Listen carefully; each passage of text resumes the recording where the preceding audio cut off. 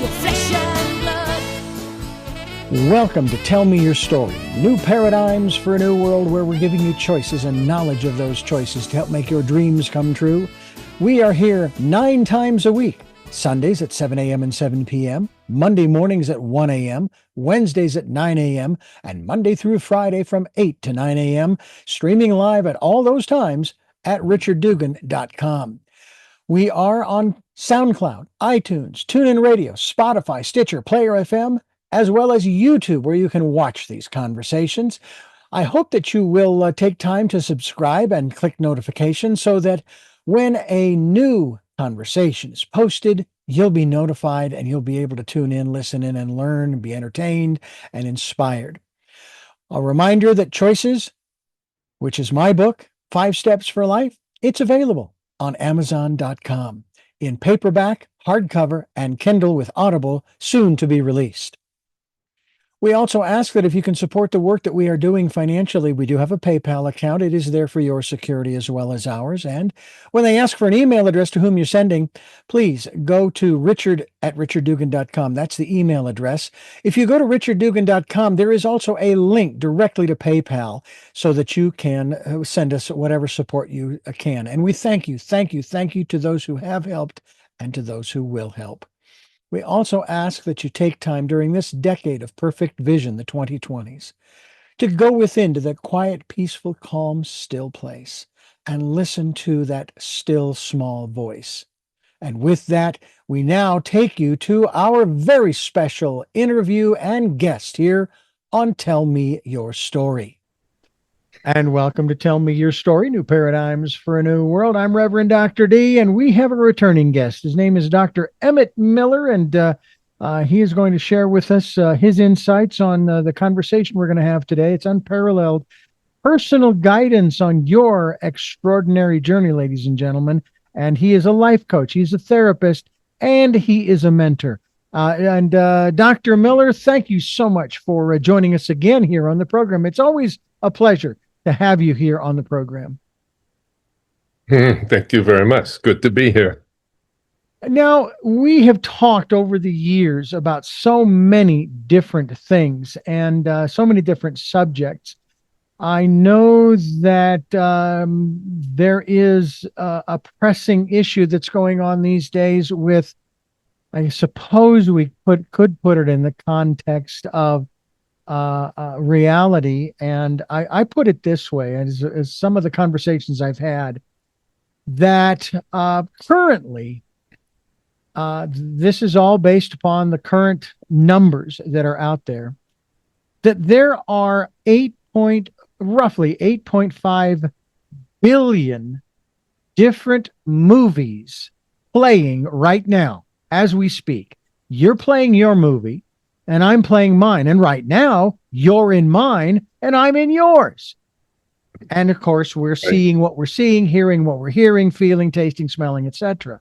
The problem that we seem to be having, though, is that people are getting, I want to say, confused as to whose movie they're watching, because they're not processing, at least, and again, this is from my movie's perspective, they're not processing the information that's coming in what some would consider to be a logical conclusion. And I'm going to go here just as an example, okay? It has been said for the last 10 years, and it was said 10 years ago in October, that our elections are rigged. Now, bear in mind, I'm not going political here. I'm trying to use this as an example of the different people's movies. And so then we have the election a month later, and the person that wins, okay? But yet there is still an issue with the fact that the elections were rigged. And I sat back and I'm observing, and I'm going, wait a minute. there's a problem here because on the one hand, if the system is rigged and you won, whoever you are, then you didn't win lawfully. But if the system isn't rigged and you won, then you won lawfully. But here's the fly in the ointment. This is 2026. And there is still an issue with who won in the 2020 election. 6 years ago. The claims are still being made. And it's like, wait a minute, you can't have it both ways. It's one way or the other. Now, again, this is based upon different people's movies, how they have written them and produced them and so forth. So without using that specific example, but using that example as how we are having difficulty processing the information that's coming in through our senses to determine who we are, where we are, why we're here. The deep questions the philosophers have been asking for centuries. I know that is huge. That's a big thing to take on, but can we start looking at that in terms of whose reality is right, whose movie is right, or are all the movies right because they belong to other people?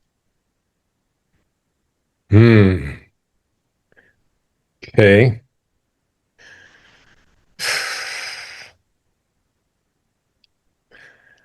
It goes very deeply. Even the question of who won lawfully, then what the laws are depends upon who's the head of the Justice Department and who's in the cabinet and who happens to be the president, because they changed the laws. Right. And so you might have won. And there are people now who are very eager to change the laws so that people who've voted all their lives won't be able to vote anymore because they'll have difficulty finding their birth certificate. Right.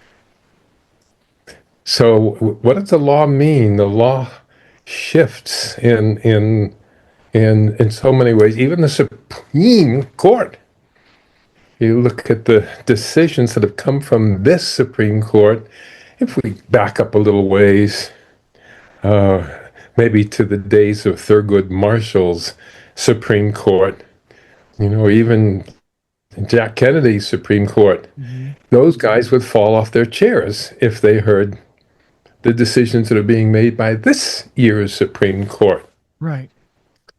And you find incredibly intelligent people who will say A and the other one to say B, so you can't just rely on intelligence. Now, I'll tell you a little story. I've really been interested in this for a long time. I don't know if I mentioned it started when I was very young. I was a very, very curious young man. I had a genius type high IQ. I was bored to death in school. Always got A's in every subject, but misbehaved all over the place. One day I got in the 5th grade, the assignment was to write a book report. We had never written a book report, so we had to come up to the front of the room and choose a book. And the book I ended up choosing was called Five Chimneys, the story of Auschwitz-Birkenau during the Holocaust. It was written by a female physician who had spent 2.5 years in Nazi prison camps as a prisoner. But yet she was a very intelligent doctor. So the books are still available by Olga Lengel. It knocked the shoes off my feet and a bunch of other things. Nobody knew anything about the Holocaust back in that day. And of course, you were Jewish, but then, Jews, they knew about it, but the rest of us didn't. It really wasn't until until the movie came out about the Holocaust with Steven, yeah, Spielberg. Spielberg's movie, and people went, "Whoa!" Well, that happened to me back in 1952 when I was in the fifth grade. And I went and I started talking to people about Hitler and about the camps. I said, "What? How could a bunch of people do that? And how could, oh, it was Hitler. Well, how did he get people to do that? And why? I mean, how could this?" And people say, "Well, we don't need to worry. Hitler's dead now and it's all over." And I said, "No, there's some 12, 14, well, I think 70 million people altogether got killed during that war, Mm-hmm. as well as the 6 to 10,000 that were killed in the camps, which was stunning to me because this was the first episode of actually industrial strength genocide. And I said, geez, this was 10 years ago with the silly little weapons they had back then in 1940. Now it's 52. With the new weapons and chemistry that we have, we're going to be able to kill so many more people so much more rapidly. Yeah. We can't just let this go. There's a question here. How could this have happened? So no one seemed to know the answer, and certainly no one was interested in looking for the reasons. So I said, okay, if I'm so damn smart, it's one of the things I want to do is find out the answer to that question and maybe stop these stupid wars. It's just one of the things that I do in my lifetime. So I continued to study science, physics, mathematics. I loved mathematics. I got up to calculus. I thought I had arrived in heaven. I loved calculus. Uh, and then when I started taking biology and things like that, I was even more impressed. I mean, my first day of biology, I looked in the microscope and I saw these little creatures that was so small you couldn't see them. I mean, you look at a drop of water, it's a drop of water. You put it under the microscope, there's hundreds of these guys swimming around and making their lives. Mm-hmm. And it struck me, I'm alive and they're alive.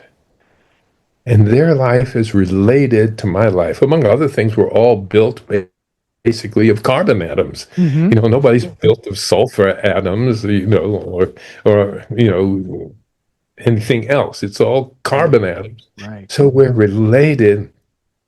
And I got drawn into deciding I would study medicine. Because if I could study medicine, then I would understand how people thought and how they made the decisions they made. And I could see that there were a lot of unhappy people. And from where I stood, it was silly to be unhappy. Happy is so much better. Why would you think in such a way to make yourself unhappy? Okay, so when I got into medicine, and it was wonderful to learn all the parts of the body and all the chemistry. But most of medicine, all it does is treat the symptoms of the illnesses that we have. Oh, Mm-hmm. we have a few cancers that we can treat. Surgery can get in there and cut out a cancer, and then that's a cure. That's a rare thing. Most of the time, we're relieving people of the symptoms. They have high blood pressure, so we give drugs to lower the blood pressure. We're not looking for the source of the blood pressure. Oh, we do, but we really can't go very far. The source is the kidney. Well, why is the kidney doing that? Oh, maybe it was their nutrition as a kid, or maybe it runs in it's kind of got fuzzy. And the other thing I noticed is that how I treated my patients had a lot to do with whether or not they got well, how quickly they got well, how well the medicines worked on them. And I looked around and there was plenty of evidence that people had noticed this before. And yet most physicians had no interest in going in that direction, except the ones that went into psychiatry. most of the ones who wanted psychiatry were interested in learning what kind of chemicals and drugs they could give to people to push down the symptoms that were making them unhappy, which is a wonderful thing. But why? Why are so many people unhappy in this way? And again, my experience with people was that it didn't seem like anybody had really looked into it. So after I got out of medical school and started practicing, the doctor I was practicing with, he was a primary care physician, but he practiced medical hypnotherapy. And so he would take people in to do surgery. He wouldn't need to use medication for minor surgery. He would just hypnotize people and rub their arm a few times. It would be numb. Then he could open it up and take out the tumor or whatever it was, sew his arm back up, and send them on the way. If they had headaches, he could say some things to them about relaxing and some fantasies in their mind about beautiful places to be, and have them imagine that the pain in the head was being absorbed by the hand, and then the hand would open and that the pain, I mean, kind of wacko things, but their headaches got better. I said, I've come to the right place. So I said, I want you to hypnotize me. I want to feel what this is all about, hypnosis. Because who knows? They don't teach you hypnosis in medical school. No, it's just not done. The only people who know about hypnosis are the people who write Count Dracula movies or something. Swami ba, you won my power. Stuff like that. Yeah. Well, he started talking to me, and after about 4 minutes, I slipped into my first experience of a trance state. Yeah? And the moment I hit it, I started laughing. It did it on the couch. I rolled off the couch on the floor. I must have laughed for 2 minutes, 3 minutes straight. I said, this is what I've been looking for all the time. Because I was a physician. I, knew psychiatry. I knew everything there was to know that anybody knew about anything. And I know what most people don't know is that we have two minds. And these two minds are constantly being affected by the choices that are being made within our skulls. Sometimes those choices are made by this higher level of the mind, like a driving home. I'm almost home, but then I promised my wife I was going to stop and pick up some of this hairspray for her today on the way. But I'm almost all the way home. I don't want to drive all the way back there, right? So you have a decision to make. One decision's the right decision. One decision's the wrong decision. Can you tell me what the right decision is?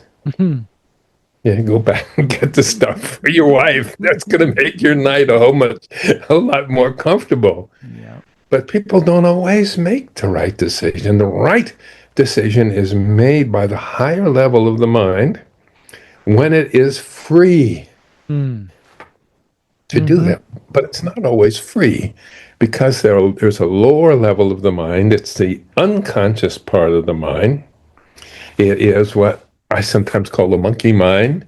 It lives in the paleo-mammalian cortex of the brain. It's also called the limbic system. It's composed of the amygdala and the hippocampus and the thalamus and the hypothalamus and the pituitary gland and the cingulate gyrus to some degree.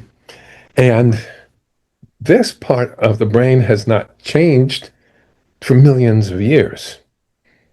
And it's present in all animals. And among other things, what it does is it determines when there's a danger.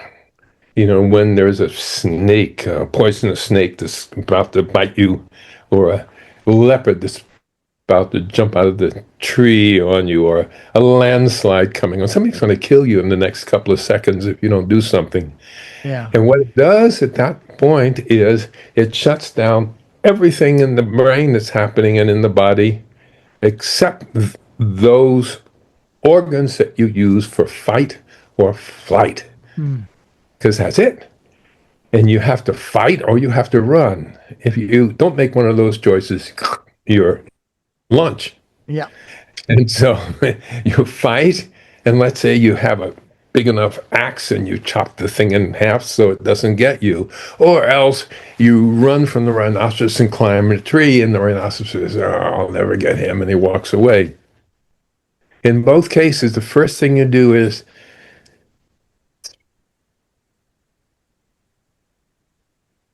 wow, that was close. If you have a phone, you call your friend, "Hey, guess what happened?"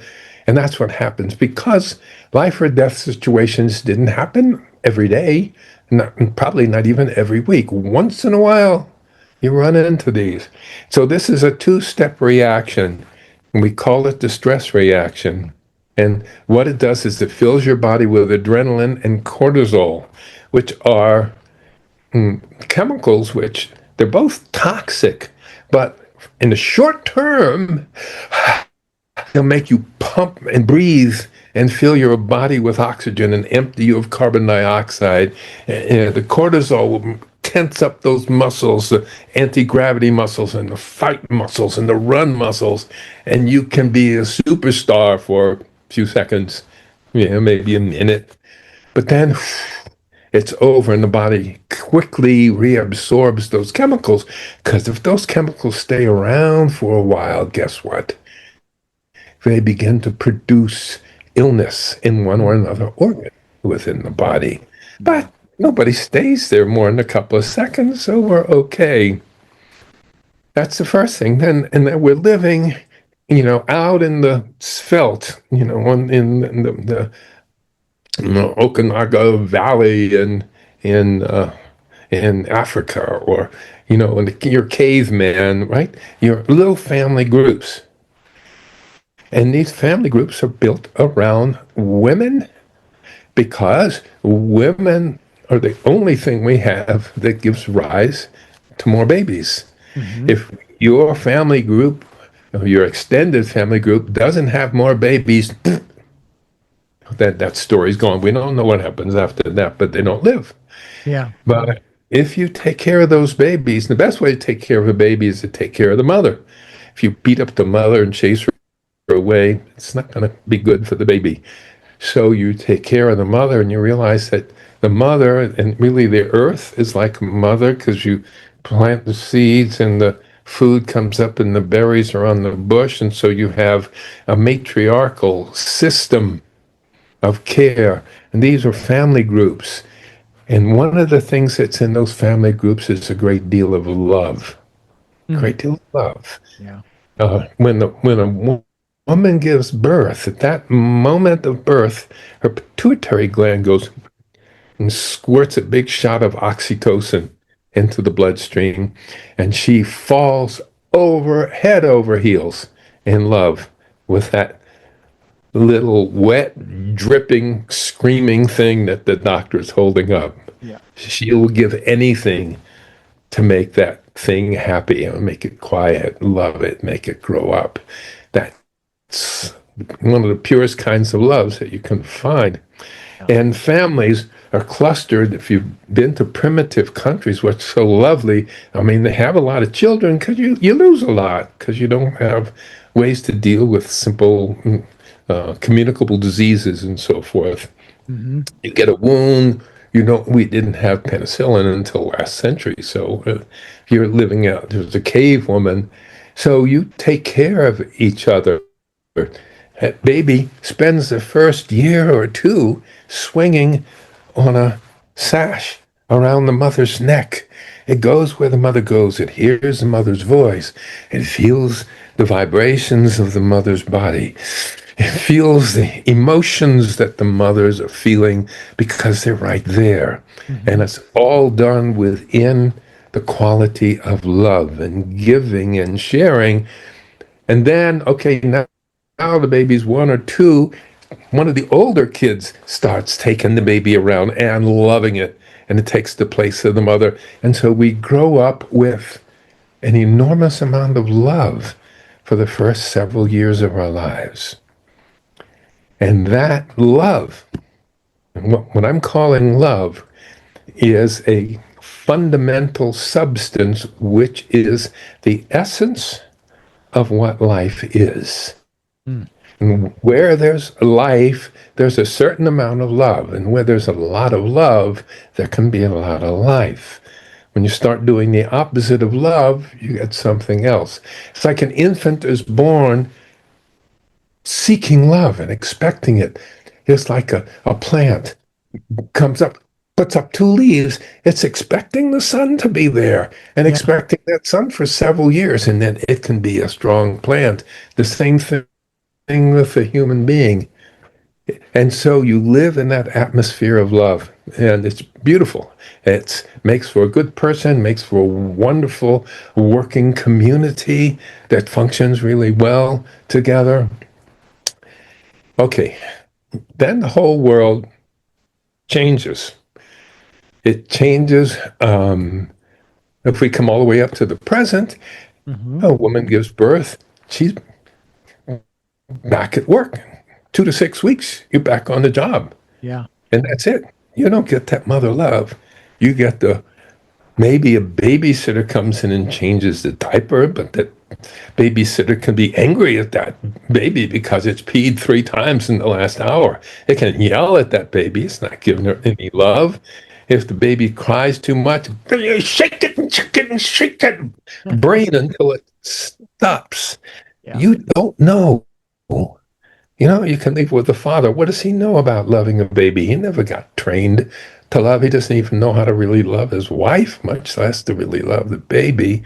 So what I'm saying is that we grow up without the necessary amount of love that's necessary in order to continue to support the growth of the species. And what you see in the world right now is the result that we are no longer part of a matriarchal community that wants nothing more than love for everybody. Yeah. The communities got bigger and bigger.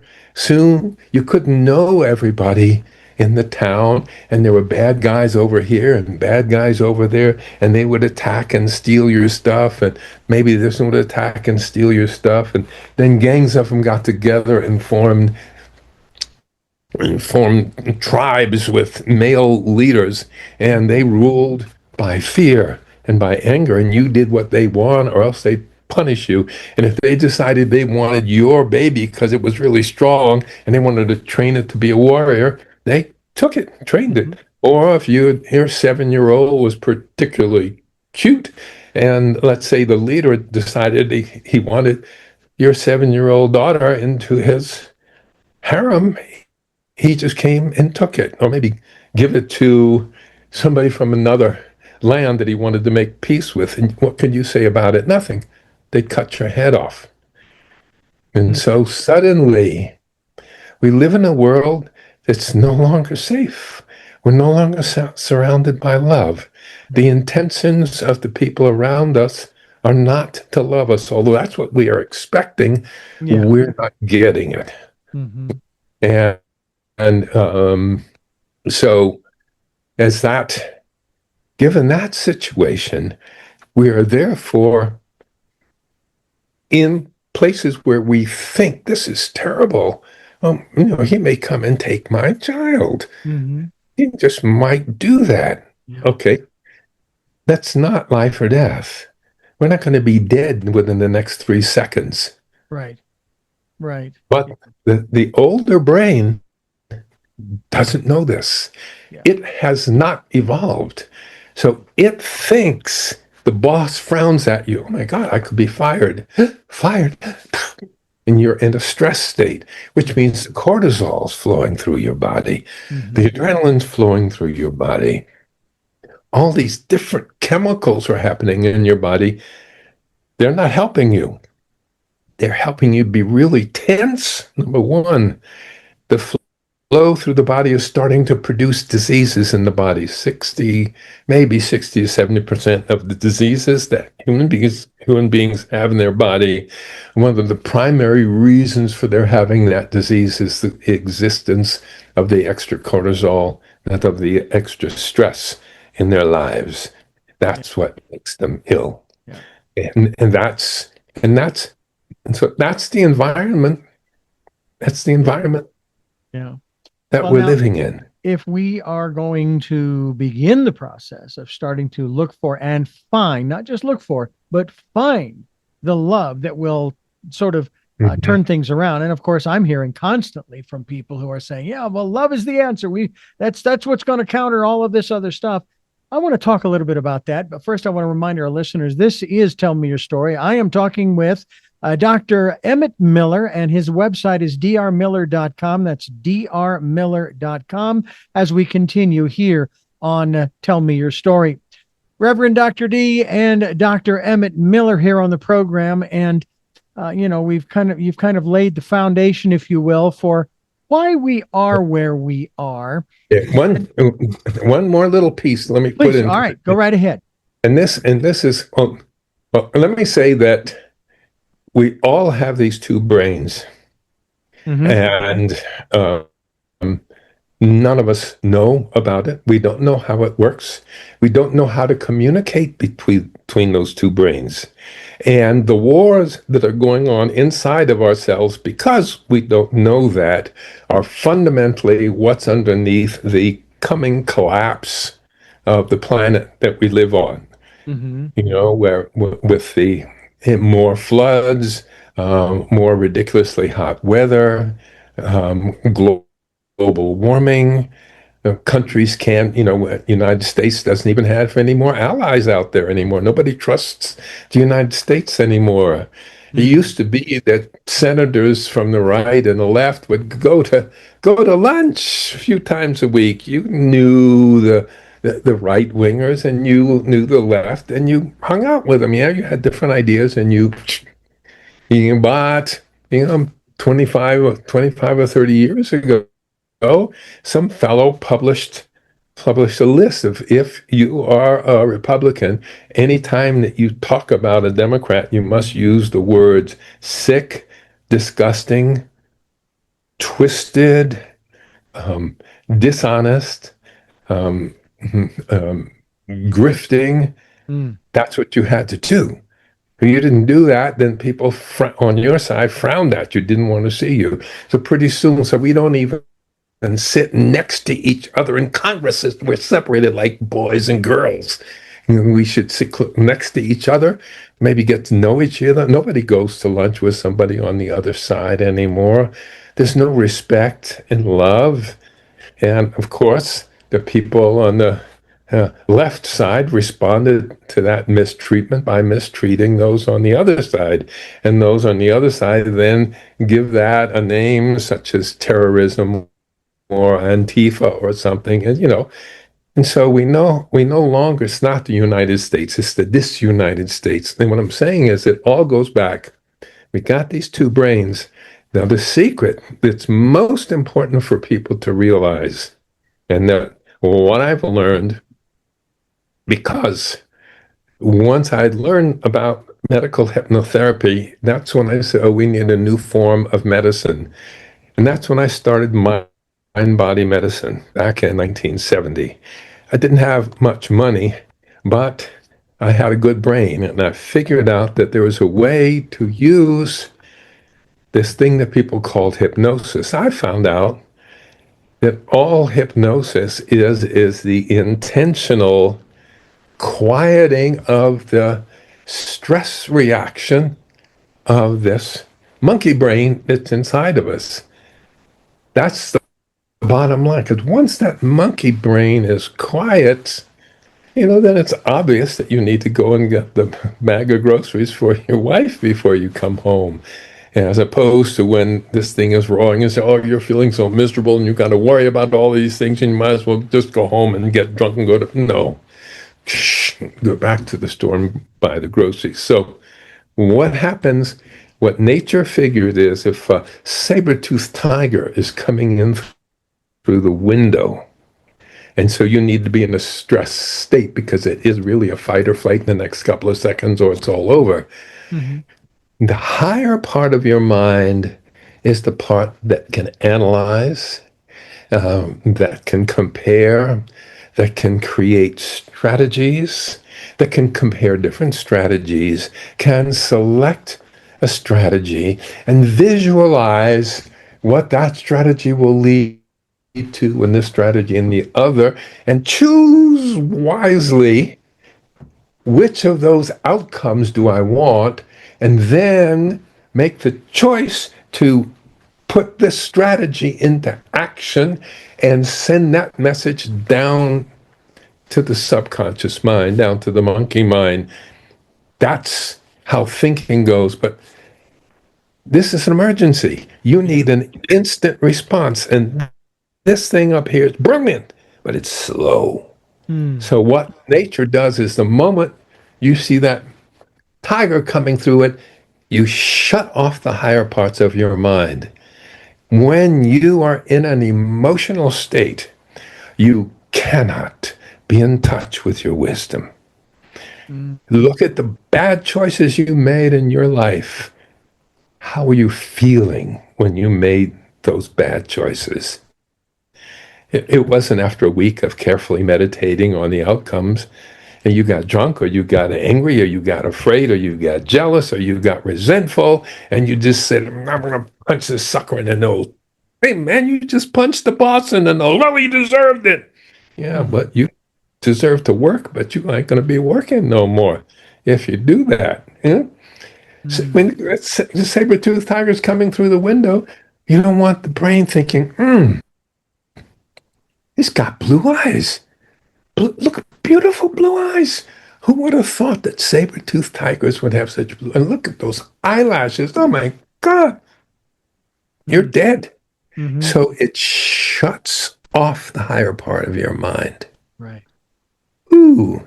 And then, so this is how it's been. And it can be shut off then by people threatening you, by people saying we're going to throw you in jail, we're going to torture you, or send the Department of Defense after you, whatever it's going to be. You frighten people, and then people will make the choice that you want them to make, but they're not making the right choice for them. They're not making the wise choice.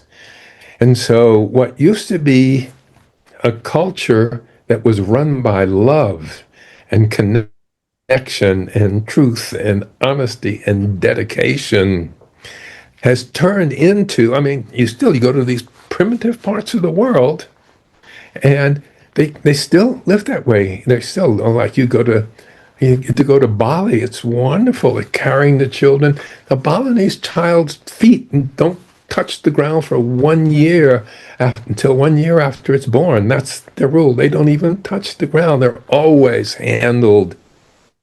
People have that. But we don't have that. What we have is fear and anxiety, and we have hatred. And because we have those, we're not thinking clearly. Right. Now, let me tell you one more little piece how we get to the science for changing all this, because that's where I'm going. Right. That's what I came to do, and that's what I'm ready to do if the rest of us are ready to do. So mine's based upon science, not based upon what, somebody said or some rumor that you heard or something you read about on the internet and so forth. Well, back around 200 years ago, Franz Mesmer came along and developed something that he thought was animal magnetism. And so he would get people into a room, and then he had a big bucket that was filled with trash, with pieces of old wire and boards, and he would magnetize it.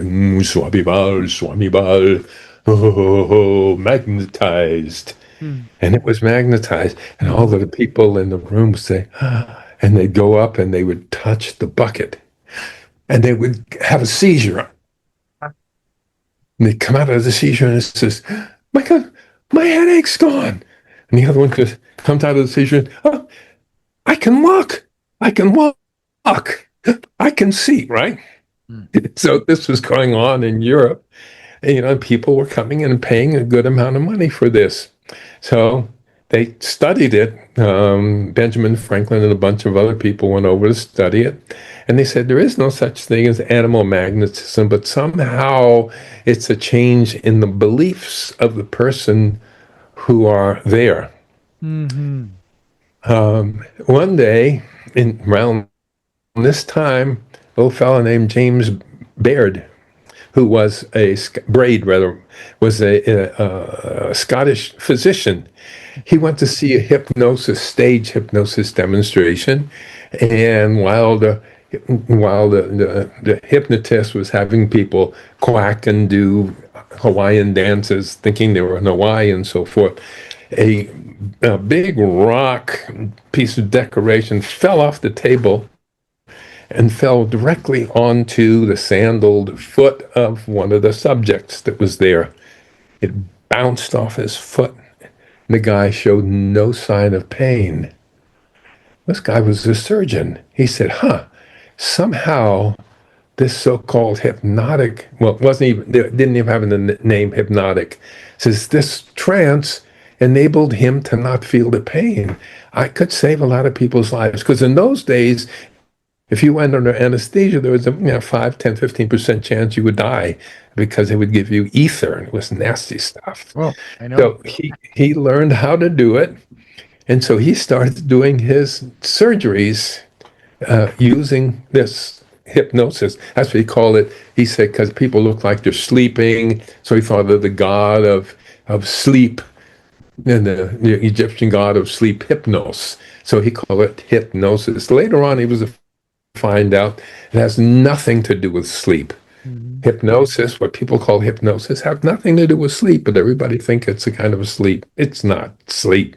It's a state of hyper-awareness in which it becomes possible for you to communicate directly with the deeper levels of your mind, to really understand what is triggering the reactions of your deeper mind, and to instruct your deeper mind in how to behave in such a way as to reach the truly desired goals in your life. Yeah. Yeah. Sigmund Freud started using hypnosis, but he didn't like people looking at him, so he put them on a couch and turned them so they're looking at a wall, and then he would sit at the top of the bed, and people would just free associate. Okay, it's a form of what we call hypnosis. Mm-hmm. But what Freud taught us, what there's such a thing as the subconscious mind. And there's all of this stuff that's going on in the subconscious mind. And that's true. Then about 20 years later, his nephew, his name was Bernays, who people haven't heard about. I mean, really, everyone should know all of this. Keeping this from people is keeping us from knowing the biggest secret that's out there, which you'll recognize in a minute. Mm-hmm. And so Bernays said, well, if you can put information into the subconscious mind of a person, then you could control their behavior. Mm-hmm. So he started advising people. First, he went to the Hormel Ham Company. He went to Lucky Strike. Lucky Strike was very concerned because although, most men in those days smoked, but hardly any women smoked, it was considered to be low class for a woman to smoke a cigarette. So she'd have to hide behind the woodshed if she was going to smoke. So what he did was he hired a group of very beautiful, these society women, and he made an agreement with them that they were going to be part of what he did. Then he went to all the newspapers in town and said, on Easter Sunday, as the band reaches Fifth Avenue, a very profound thing is going to happen. You don't want to miss it. So all the photographers were there. Meanwhile, he had gone to a bunch of different psychiatrists, and he says, what about women and smoking? How could women come back to smoking again? He says, well, what women really suffer about is that they don't have penises. So they have penis envy. That's what Freud said. So a cigarette could be a substitute penis. Mm. So what happened on the first day on the leading of the Easter parade, then I think 1932, 1933, this lovely group of beautifully dressed young women with their tuxedo-clad escorts Mm. stopped at that corner of Fifth Avenue and reached into their purses and lifted out their penis symbols. He called them freedom torches. They lit their freedom torches and blew smoke. People said, "Oh my God, oh, those beautiful women are smoking. Mm. I guess it's okay." And guess what? Women started buying cigarettes so that within the next 5 years, there were as many women getting lung cancer as there were men. Mm. Wow. And Lucky's people, use it all over. The Hormel ham company said, "We need people to eat more ham. What can you do?" So he sent letters to many different doctors saying, "Don't you, a lot of people just eat a light breakfast, a little yogurt, maybe a little fruit, little oatmeal, something like that. And wouldn't it be good for them to have a heavy breakfast before a heavy day?" And I don't know, 2 or 3 thousand out of 5,000 letters said, "Yeah, we think that's a good idea." So he put news out there. 2,000, 3,000 doctors say you're better off eating a heavy breakfast. And that's when eggs and bacon became famous. Nobody had eggs and bacon for breakfast, Mm. but they had these pictures in there with the ads. People began to eat eggs and bacon. So he went ahead and not only did he work a lot of the magic with people selling products, but he worked with 5 different presidents. Woodrow Wilson did not want to go into the First World War. Why should America want to get into a war between the cousins of the European empires to decide who's going to rule the biggest country? He says that's a waste. We don't want to do that. But J.P. Morgan was financing the war for England and France, and they were losing, which means he was going to lose a lot of money. Mm. So he went to his friend Woodrow and says, "Well, can't you just find some reason to send them? I'm a peaceful man. I don't believe in war." So they hired Bernays, and Bernays said, "No, we're not sending people to fight a war. We're sending them over to protect democracy." Mm. And that's why we went to war, in order to protect democracy and make the world safe for democracy. At any rate, he went ahead and advised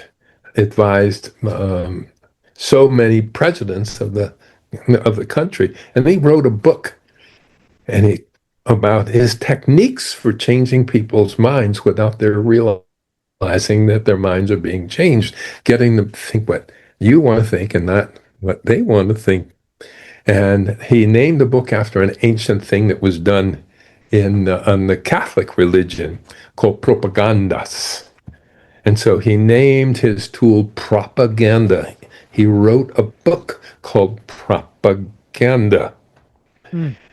And who read the book and loved it? I'll tell you his first name, Adolf. Mm-hmm. Adolf Hitler and Goering. A little history on the Catholic Church. My understanding is that Mhm.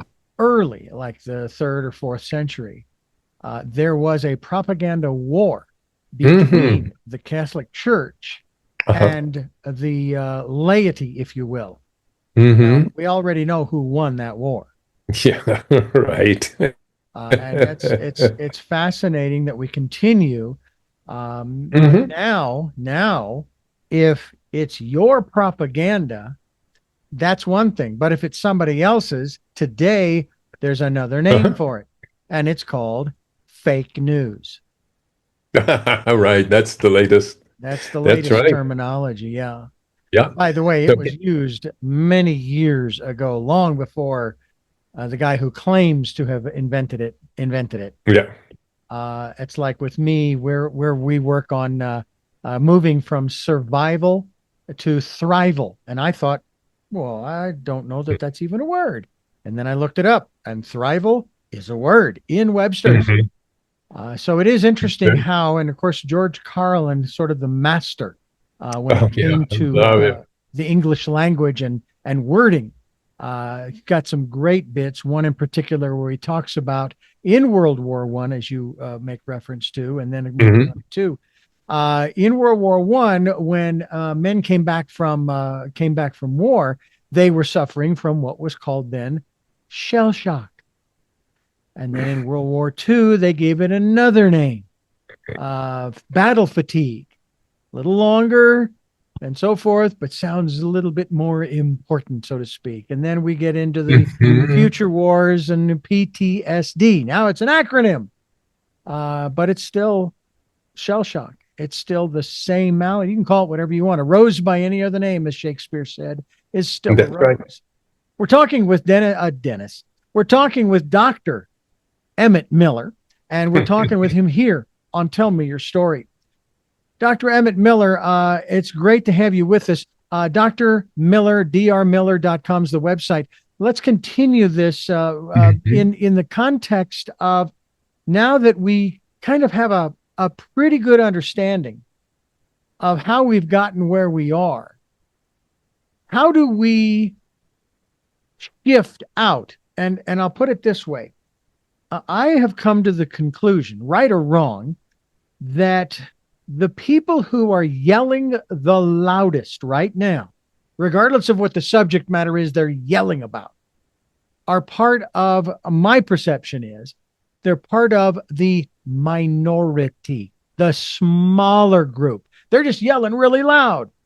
And it is the silent majority that is doing their work where they are within themselves, within their homes, within their communities to make a difference in this world so we can move from surviving to thriving.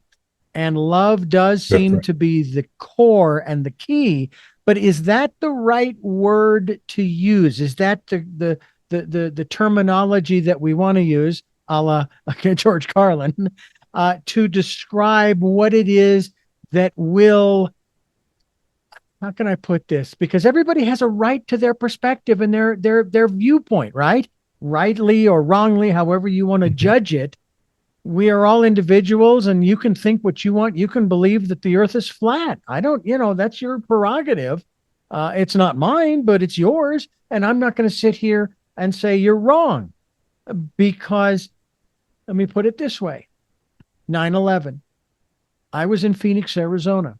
I got a call at 5:30 in the morning, Phoenix time. Turn on the TV. You need to see what's going on.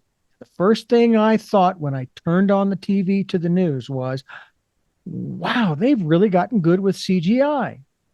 But in this Mhm. age of fake news, all right, the perspective of fake news, then I'm going to say, and of course also fake science, if people don't believe in the science and so forth, I'll say, okay, I'll go you one better. You don't believe in the news. You don't believe in science. You don't believe in whatever it is you don't believe in.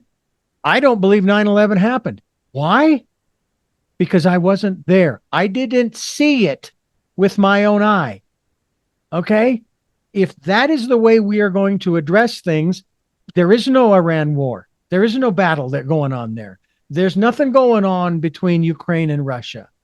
There's nothing going on in Washington, D.C., because I'm not there. I didn't see it happen. So there you are. And that is kind of where we are today. So let me bring it back around to what is it that we need to start focusing on, and maybe it's a rather complex answer, to begin to help people to open their eyes to understand that the world is not stagnant. That things change. That's the constant in the universe. And that this is, as I phrased it, this is not the way we play in the 21st century. Mm-hmm. At least not according to the Jetsons. Mm-hmm. Mm-hmm. Mm-hmm. So Well, where are we going and how do we get there? well, it's what my experience is that what my focus on mind body medicine was is that people come to see me as a physician because they had chronic headaches, or because they felt really depressed about things, or because they felt angrier than they want to feel angry, or because they were really jealous of somebody, or because they were very suspicious of their husband or wife, or because they kept smoking cigarettes or drinking alcohol, or whatever. They would come to see me. If the person came to see me because somebody shot him in the head, I say, no, first go to a neurologist or a neurosurgeon and get that taken care of. So, because we're really good at infectious disease and wounds and industry and imagery and proof injury. Mm-hmm. So that's where but in those illnesses that we have continuously, inability to get along with other people, fear to speak in front of you name what it is, people would come to me. And what I learned how to do, I created something which was a way of going back through a person's life to find out that point in their life when that illness started to attack them. And by going to that point, we can find out the particular, basically emotional fingerprint of what happened at that moment. Mm-hmm. And then we can heal it by loving it and having it heal. So we're kind of using and I don't want to use the wrong word, but I'm going to use Mm-hmm. this word, and you correct me, please. So you're talking Mm-hmm. about a form of regression therapy. Yes, it is. That was it. Mm-hmm. And that's what I developed, except it's done in hypnosis. And as there's a specific way of going step by step back through time, Mm-hmm. going through many different times when a person had a headache or a manic episode or whatever it was, and looking at what the feeling was until it became clearer and clearer to the subconscious mind. And the subconscious mind could go to that moment at which that problem began for the first time, and then we can teach it how to not be upset about that moment, Mm-hmm. and to be calm. And then what I did was I would give them this is when cassette tapes finally became invented. Yeah. And I would give them a cassette tape and they would listen to it. I would guide them back into that receptive state of mind and lead them to go back through each of the times in their life when they responded with a headache or with anger or with grief, and instead how to respond with calmness and to feel confidence within themselves and to feel love for the world. And they would listen to that 2-3 times a day for a week or two, and basically reprogram their mind. And what it does is it grows new synapses in your nerves. It'll even grow new nerve cells in order to behave in the way that you want it to behave.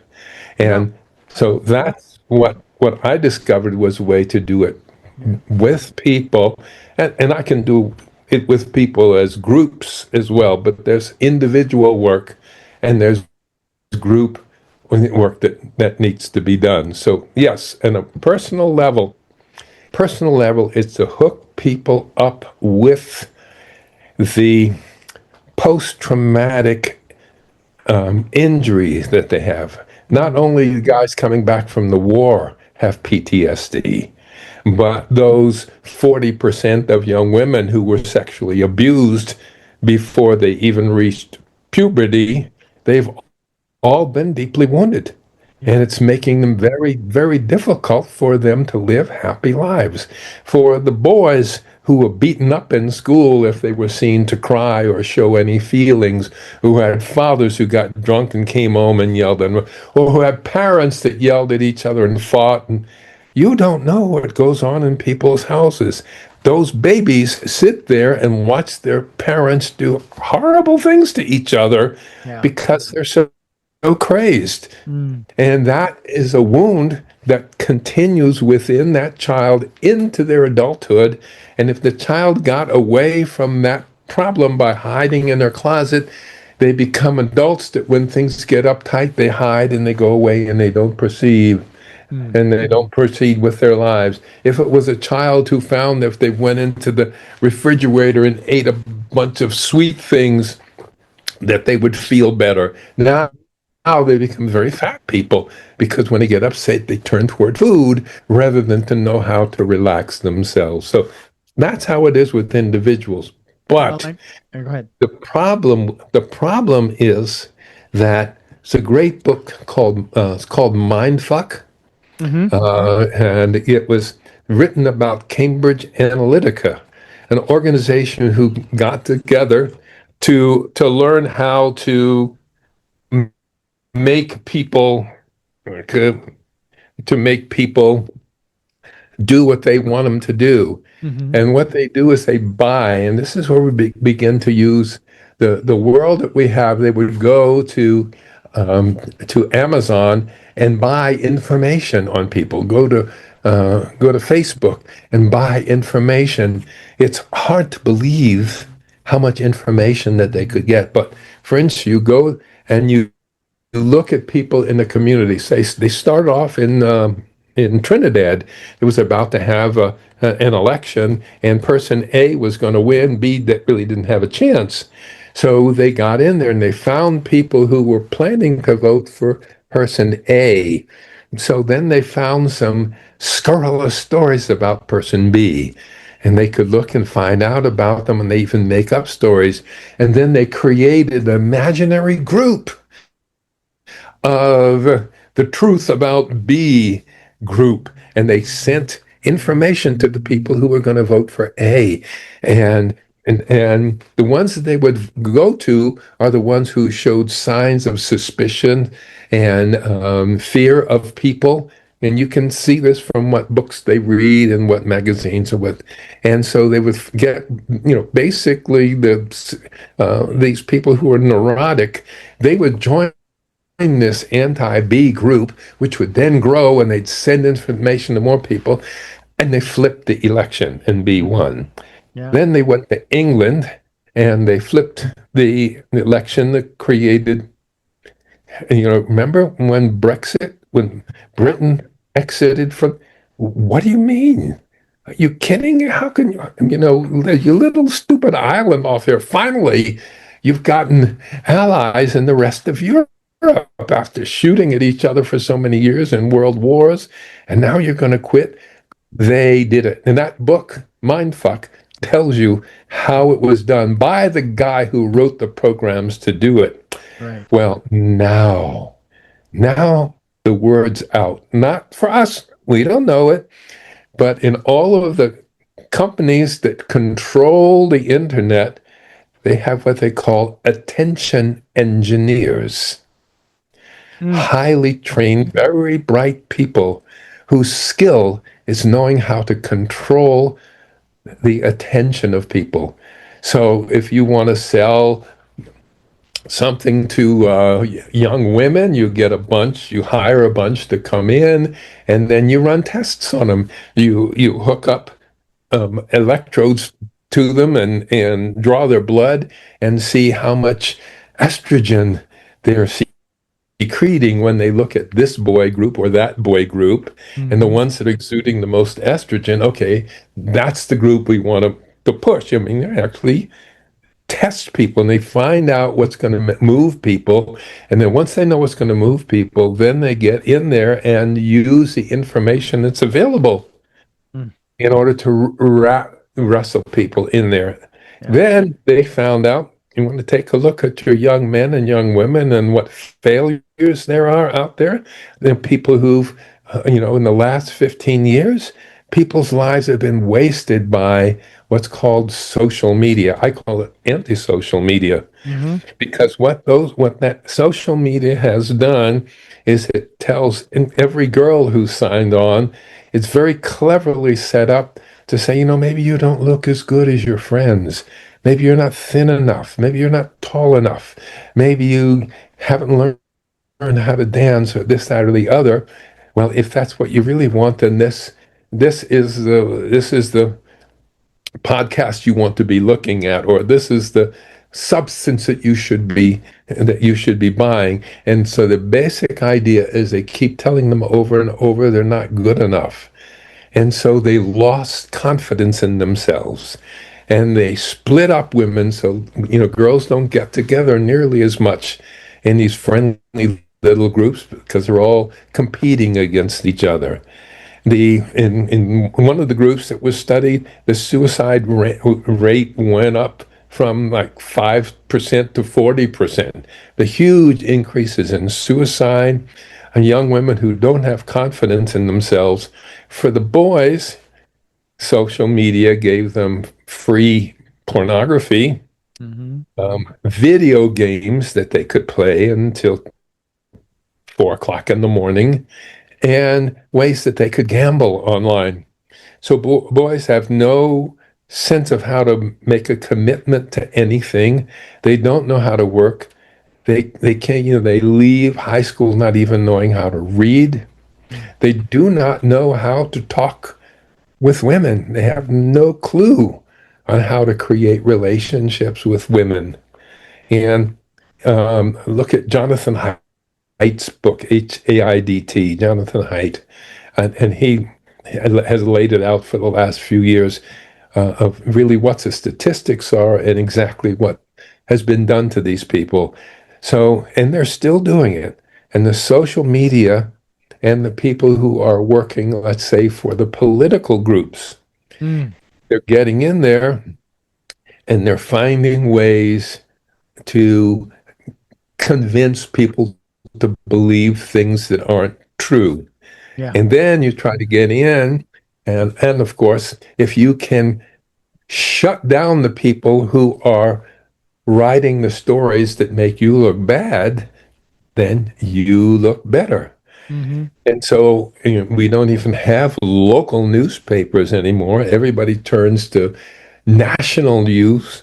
And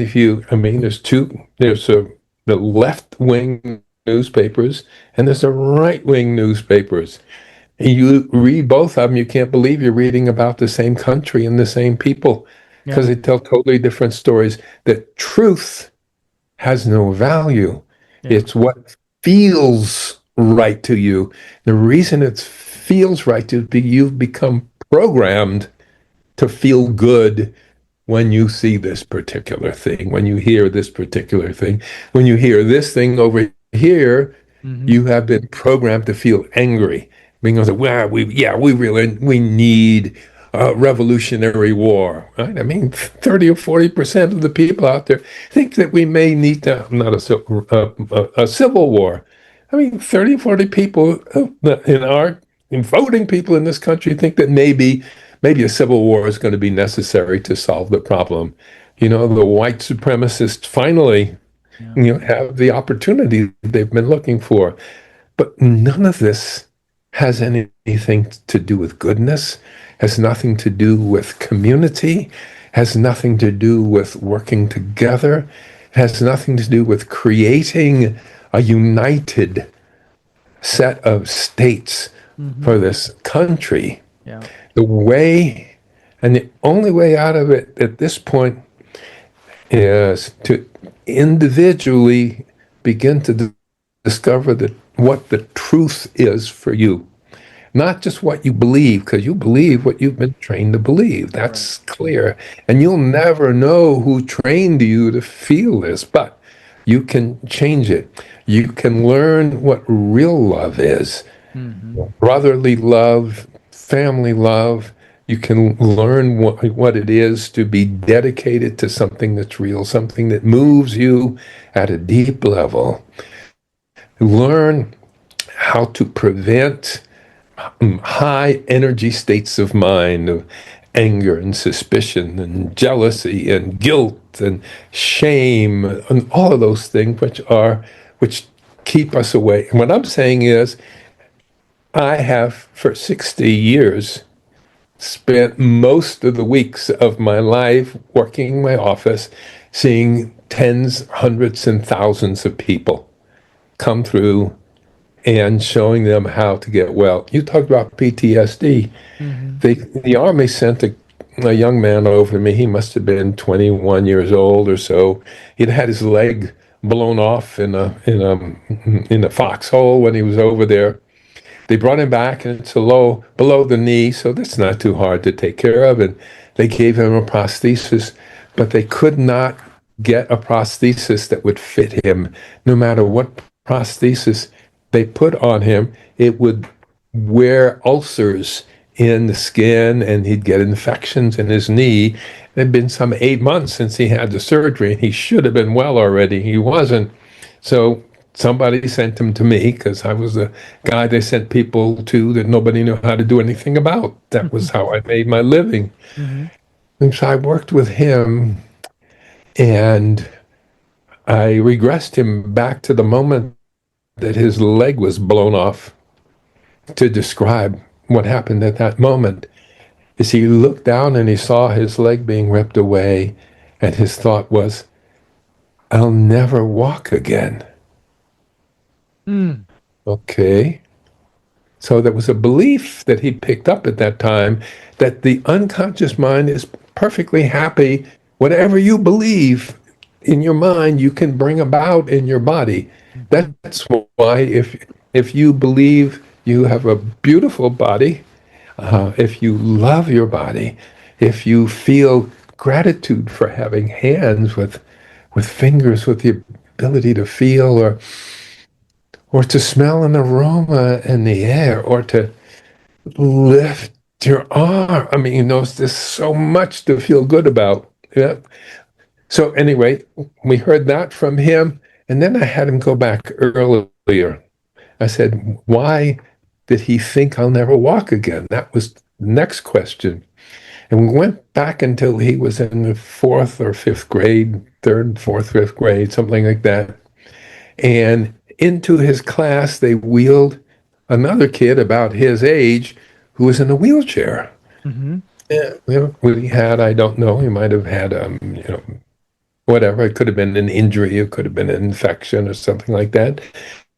And they rolled him in, and he's the strangest guy was in the wheelchair. And one day the kid went out, and the sort of teacher talked to the class, and she's, yes, that's Fred, and he's had this problem when he was born, and so therefore he is, he's not able to walk, and so the question was, will he ever walk again in the future?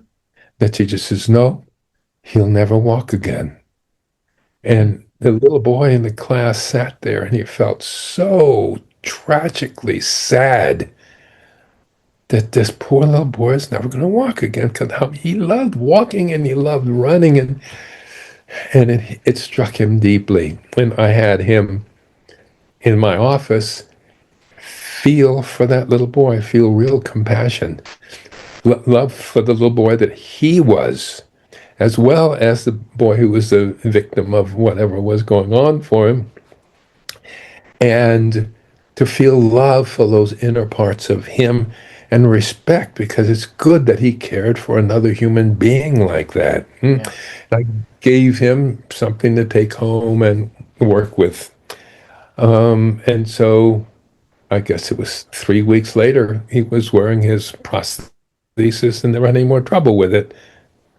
So those are the kinds of things that exist within each of us.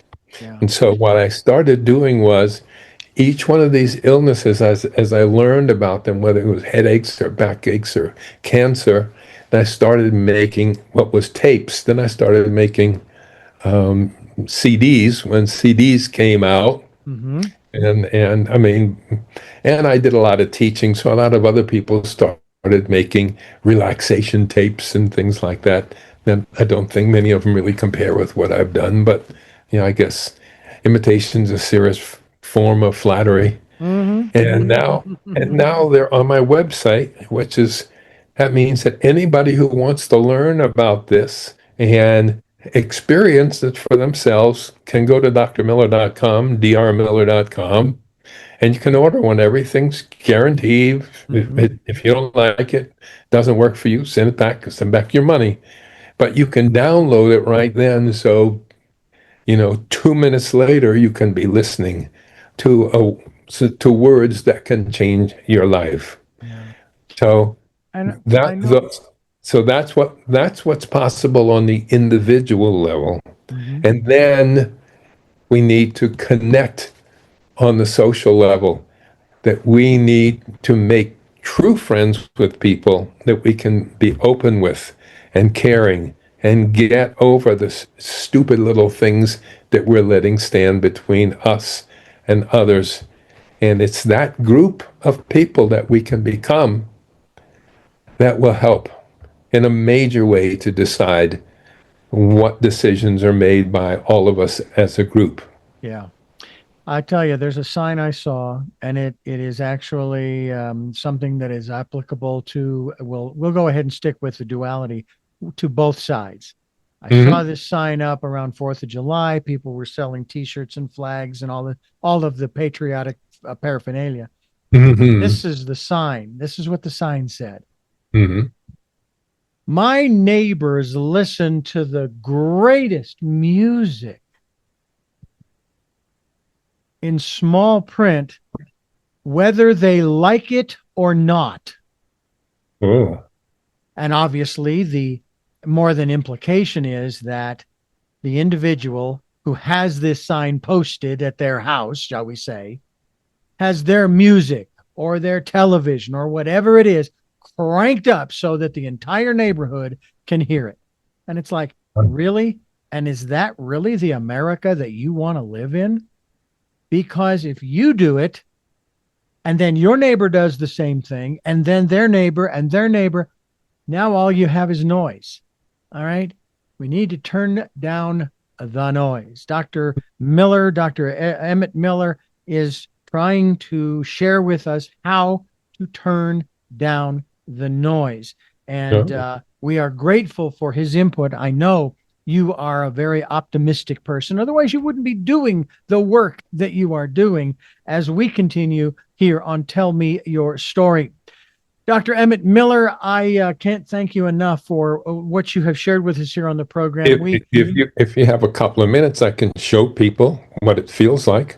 absolutely, I'll let you do that, and also just thank you for your participation in what we're trying to do to make this world a better place for everyone.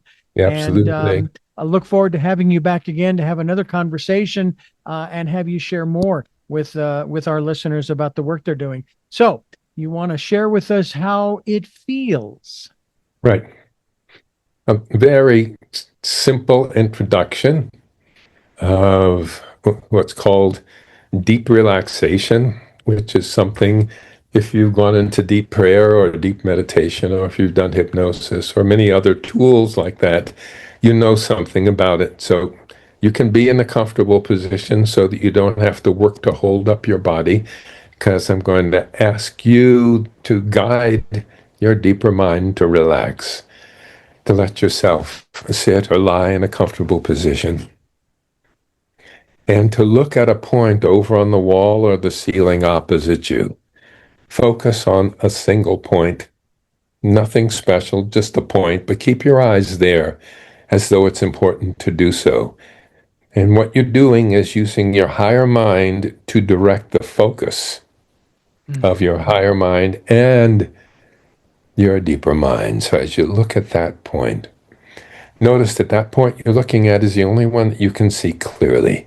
Everything else fades out into kind of a blur. And as you're looking at that point, be aware of the fact that at this moment in time, there's no other place that you need to go. There's nothing else that you need to do. And there's no problem that you have to solve. And therefore, you can give yourself permission to relax, to experience relaxation, the doorway to healing and health. And you may notice your eyes sort of go into sort of a daydreamy state, or you do. So really, even that point you're looking at slips out of focus, and your eyes give you signals they prefer to close because there's nothing outside you need to pay attention to. Allow your eyelids to close.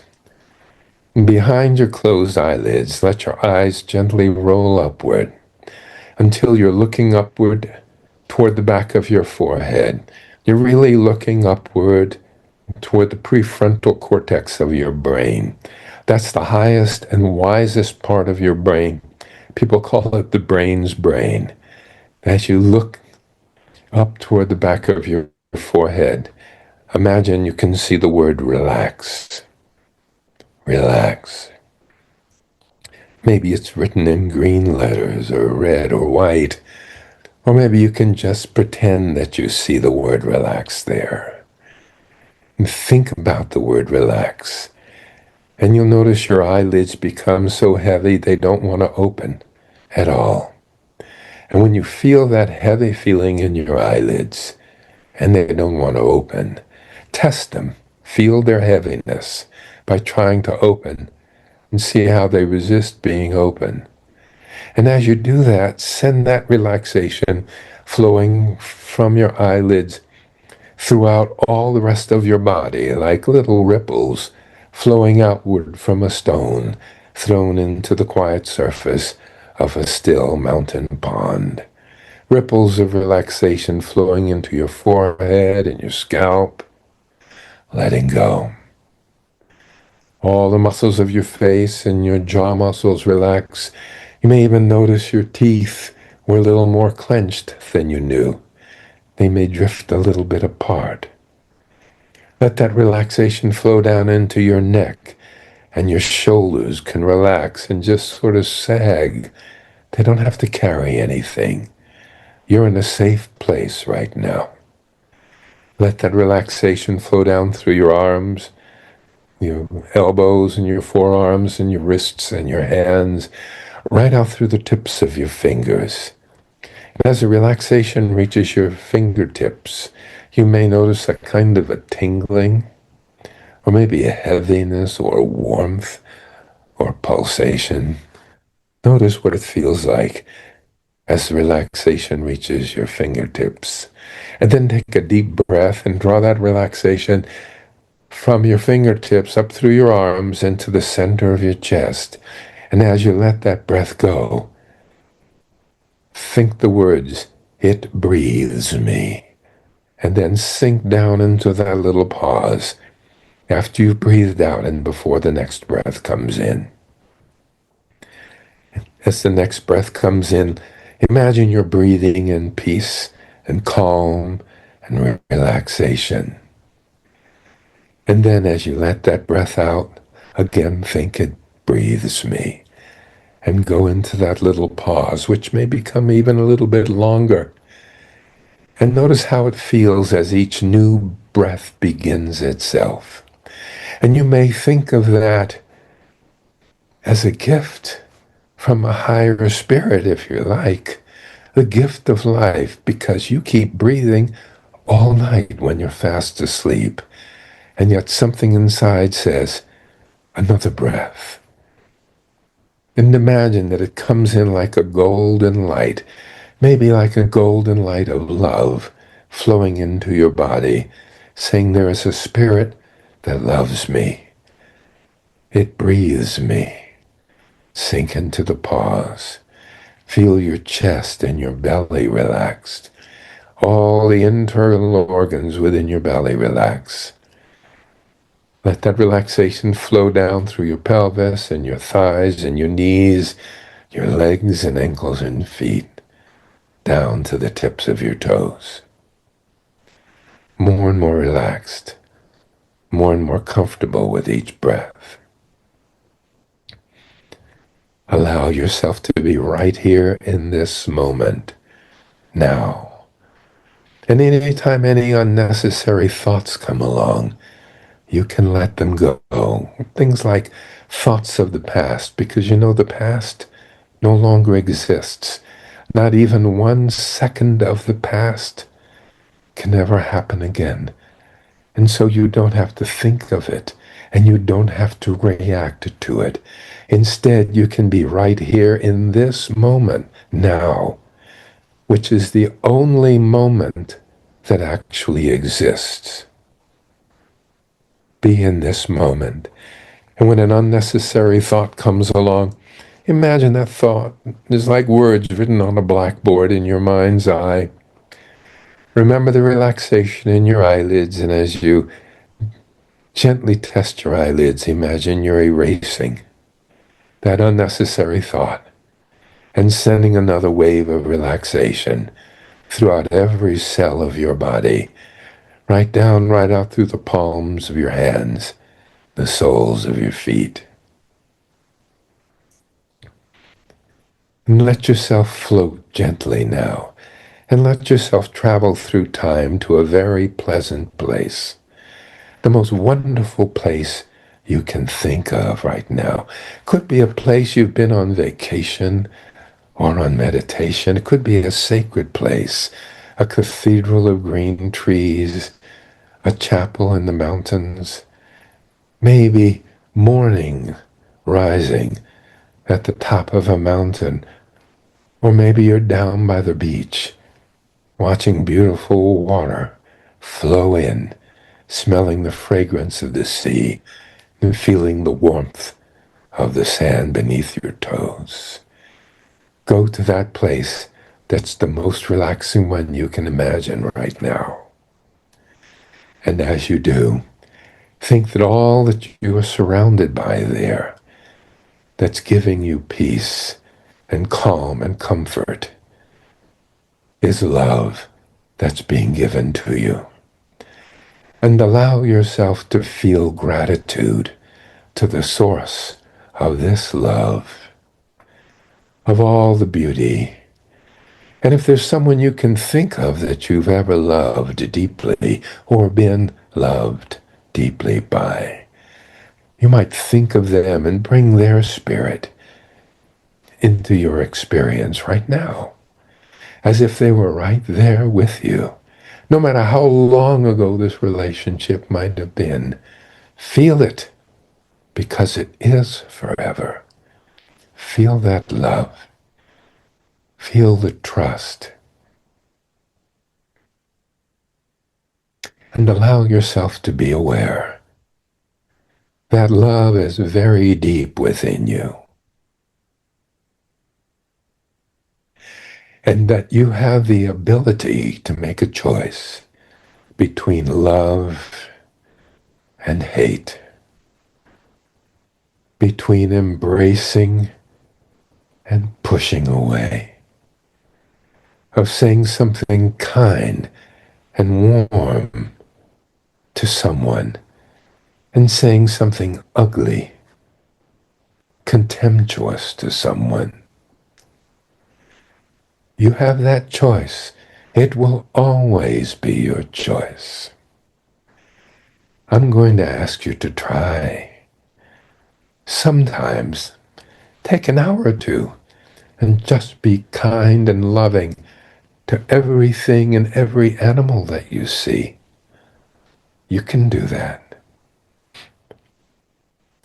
And then take an hour or two and be unkind in your thoughts and in your feelings to each thing you read about. And notice how that feels. And know that even the most wicked person you know, even the biggest narcissist, greedy, hateful person you know, was once a beautiful child. If you're a spiritual person, a child of God, who did not receive the love that they needed.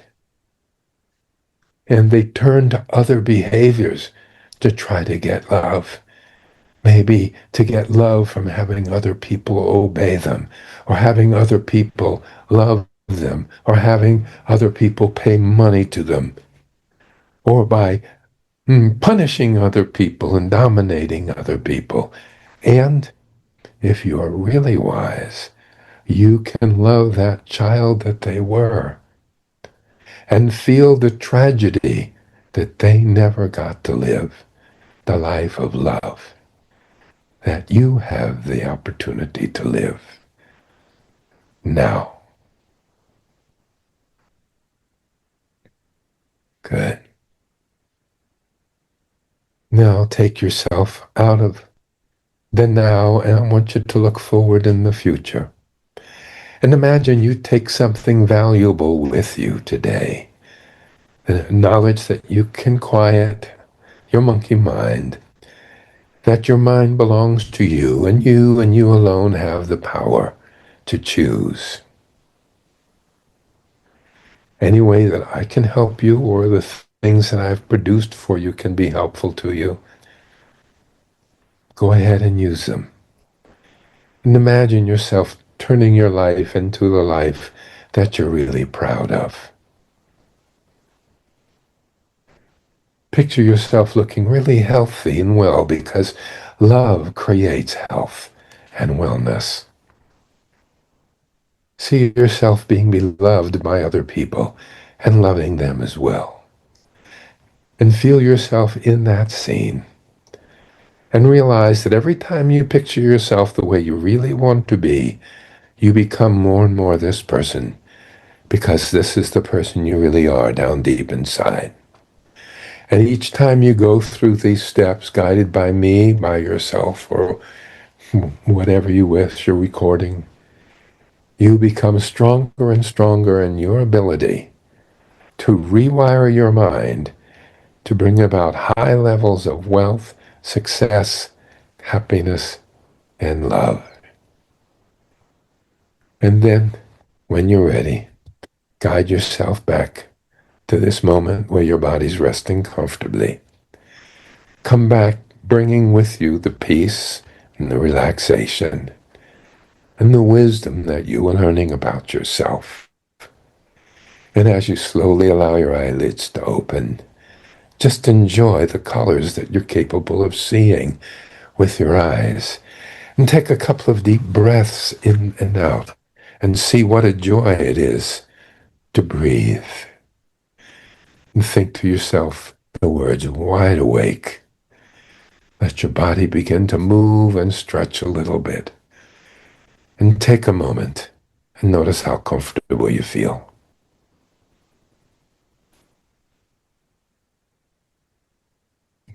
Good.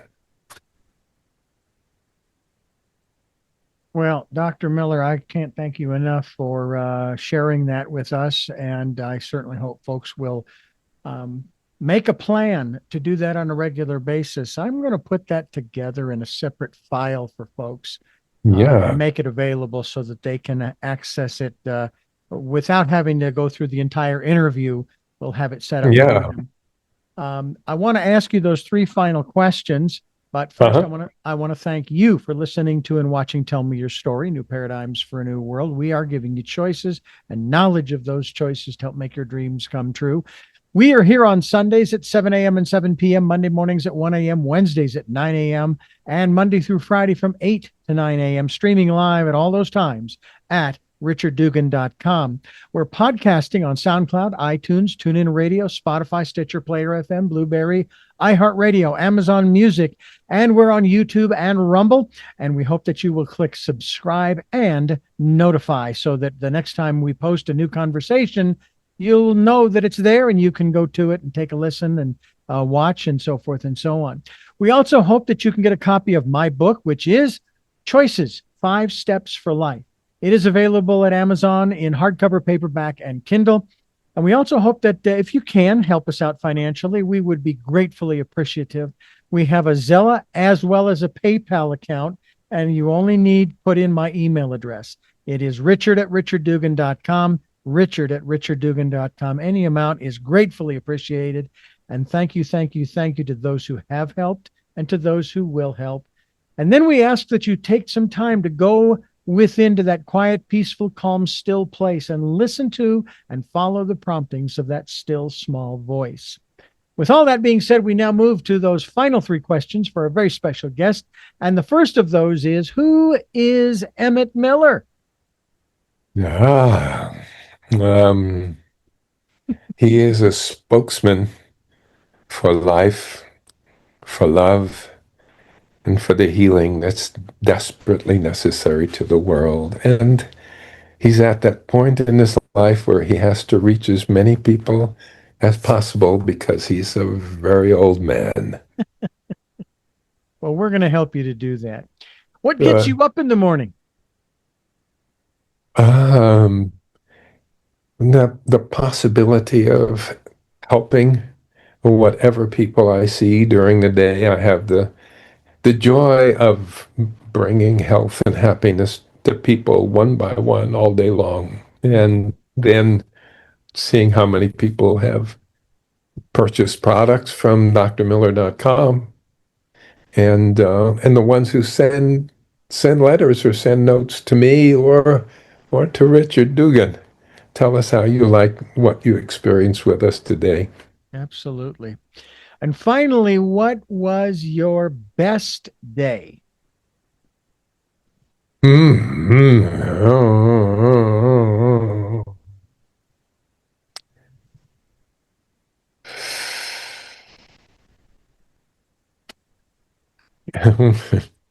Yeah, actually, I think the best day was that day that they showed me how I could enter an altered state of consciousness and take charge of my brain instead of walking around like another puppet, like all the people around me.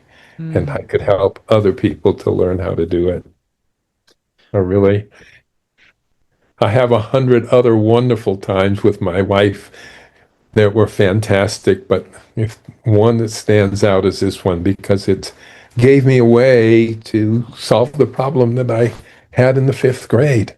How mm, can we stop Hitler from taking over and starting a fascistic government here? yeah. Well, again, we thank you so much for being a part of the work we're doing. And we thank you for listening to and watching Tell Me Your Story. And until our next broadcast, podcast, video cast, love to Lal. Jeanette, I'm still listening. Dad, continue to be happy because I am. Smokey, I will see you on the other side. Mike, thanks for being in my life and letting me be in yours. To my brother, Michael, welcome to fatherhood, my friend. And to my dear friend, Zorro, aho, aho.